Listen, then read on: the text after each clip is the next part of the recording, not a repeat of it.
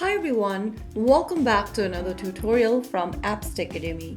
Today in this video, I'm going to be guiding you through how to change your avatar in Steam application using your laptop or your PC. To change your avatar on Steam, first of all launch open the Steam client on your PC or laptops, and once you're logged into your account, go ahead and click on your name at the top of the screen, and this will take you to this page from where you can go ahead and make edits for your profile.